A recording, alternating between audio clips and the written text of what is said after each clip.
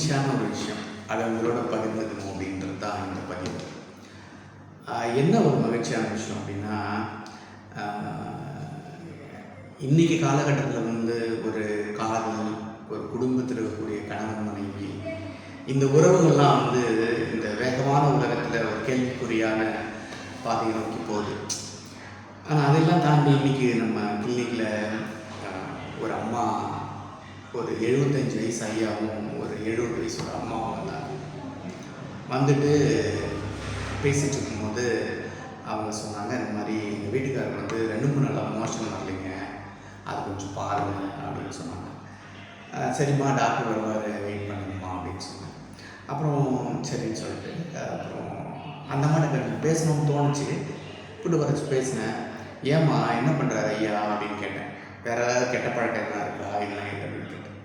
சின்ன வயசுலேருந்து குடிப்பாராம், பீடி குடிப்பாராம், தண்ணி அடிப்பாராம், அந்த பாக்கு போல இதெல்லாம் போடுவார், எல்லாமே பண்ணுவாருங்க அப்படின்னு சொன்னாங்க. அந்த மாதிரி சொல்லும்போது அவர் சந்தோஷமாக சொன்னாங்க, எல்லாமே பண்ணுவாருங்க அப்படின்னு சந்தோஷமாக சொன்னாங்க. ஆனால் அவர் உழைச்சி தான், அவர் கஷ்டப்பட்டு தான் எங்களுக்கு எல்லாமே வீடு இடம்லாம் வாங்கி வச்சார். ஆனால் டெய்லி குடிப்பாருங்க அப்படின்னு சொன்னாங்க. சரி, உங்கள் பசங்களாம் எங்கே பார்த்தாங்க, நீங்கள் மட்டும் வந்திருக்கீங்க அப்படின்னு கேட்டேன். பசங்கள்லாம் அவங்க வெளியூரில் வேலை செஞ்சுட்ருக்காங்க சார், அவங்க கல்யாணம் பண்ணிவிட்டு அவங்க குடும்பத்தோடு இருக்காங்க, நாங்கள் தனியாக கிராமத்திலே இருக்கிறோம் அப்படின்னு சொன்னாங்க. அந்த அம்மா அவர் அப்படியே பொக்கிஷம் மாதிரி பாதுகாத்துங்க, அவ்வளோ ஒரு பொக்கிஷம் மாதிரி பாதுகாக்கிறாங்க.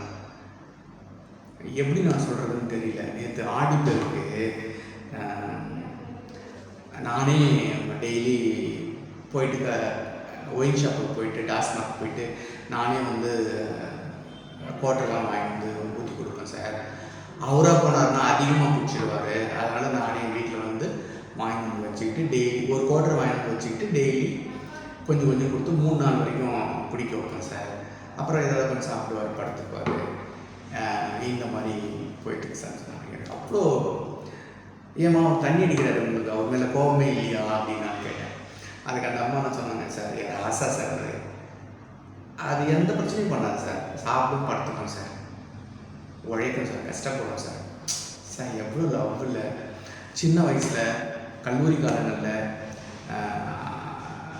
அதெல்லாம் ஒரு பெரிய விஷயமே இல்லை சார். அந்த காதலெல்லாம் இதை பார்க்கும்போது அது பெரிய விஷயமாகவே தெரியல.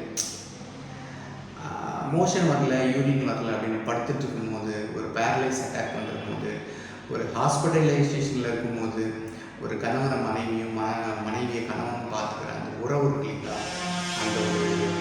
அந்த ஒரு அன்பு இல்லைங்களா, அதுதான் என்னை பொறுத்த வரைக்கும் மிகச்சிறந்த காதல் அப்படின்னு சொல்லுவேன். இந்த கண்ணதாசன் இடத்துல ரொம்ப அழகாக சொல்லுவார், இளமையிலே காதல் வரும், எதுவரையும் கூட வரும், முழுமை பெற்ற காதல் எல்லாம் முதுமை வரை கூட வரும்னு சொல்லுவார்.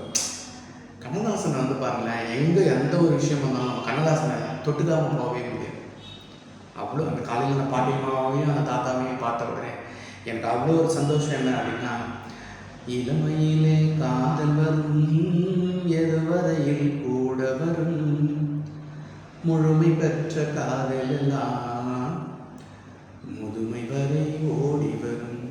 அந்த முதுமையில் நாடி நரம்பு எல்லாம் தளர்ந்து போயிருக்கிற அந்த சூழ்நிலையில் நம்மளை கவனிச்சுக்கிறதுக்கு நம்ம மனைவியோ நம்ம காதலியோ ஒரு உறவோ கிடைக்கிறது ஒரு பெரிய பொக்கிஷன் சார். அதை இன்றைக்கி அந்த அம்மாவே அந்த ஐயாவே பார்க்கும்போது அவ்வளோ சந்தோஷமாக இருந்தது. ஒயின் ஷாப்புக்கு போயிட்டு குவார்ட்டர் வாங்கி ஊற்றி கொடுத்து அவரை பார்த்துக்கிறாங்க அப்படின்னா அந்த அன்பு நம்ம என்ன சொல்கிறது. இன்றைக்கெல்லாம் பார்த்தீங்கன்னா சின்ன சின்ன விஷயத்துக்கெல்லாம் பிரேக்கப் அப்படின்றாங்க, சகிப்புத்தன்மை இல்லாமல் போயிடுச்சு, காசு பணம் இல்லைன்னா உடனே பிரேக்கப் அப்படின்றாங்க, 4 நாள் நல்லா பேசல அப்படின்னா பிரேக்கப் அப்படின்றாங்க.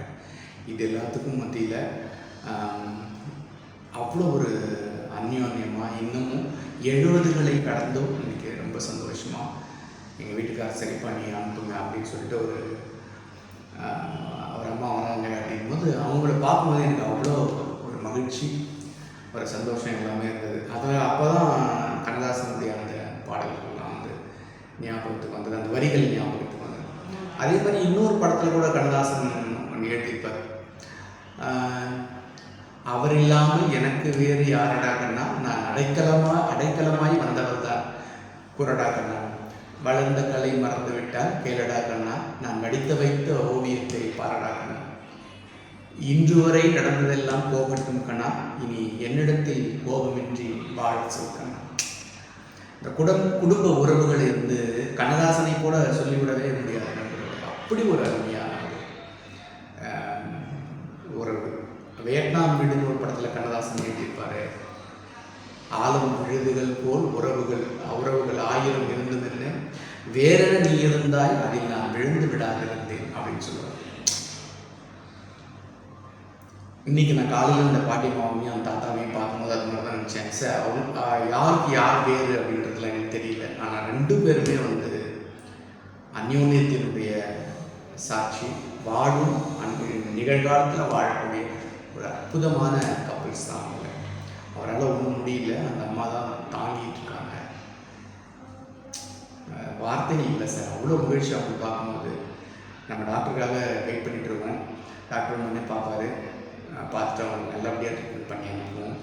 அவங்களோட ஃபோட்டோ அந்த மாதிரிலாம் எடுத்துக்கலாம் தான் நினச்சேன். சரி, இருந்தாலும் வேணாம், அவங்க ப்ரைவசியை நம்ம பாதிக்கக்கூடாதுன்னு யோசித்தேன். இருந்தாலும் முடிஞ்ச வரைக்கும் ட்ரை பண்ணுறேன். கடைசியாக ஒரு வாய்ப்பு கிடைச்சதுன்னா அந்த அம்மாவுடைய ஃபோட்டோ, அந்த அப்பாவுடைய ஃபோட்டோவை நான் கண்டிப்பாக போடுறேன். இளமையிலே காதல் வரும் எதுவரையில் கூட வரும், முழுமை பெற்ற காதலெல்லாம் முதுமை வரை ஓடி வரும். கண்ணதாசன். ஆழம் விழுதுகள் போல் உறவு 1000 இருந்தும் என்ன, வேறென நீ இருந்தாய் அதில் நான் விழுந்து விடாதிருந்தேன். இதுவும் கண்ணதாசன். இப்படி எல்லா வகையிலும் கண்ணதாசன் நம்முடைய வாழ்க்கையோடு ஒன்றி போயிருக்கிறார், வாழ்க்கையோடு ஒத்து போயிருக்கிறார். வாழ்க்கையின் அனைத்து தலங்களிலும் அவர் நம்மோடு பயணித்திருக்கிறார். ஆகவே தான் கண்ணதாசனை என்னால் ஒரு நாளும் நினைக்காமல் அந்த நாட்களை என்னால் கடந்துவிடவே முடியாது. இன்னும் ஒரு நல்ல தருணத்தில் உங்களோடு பேசுகிறேன். வணக்கம், நன்றி.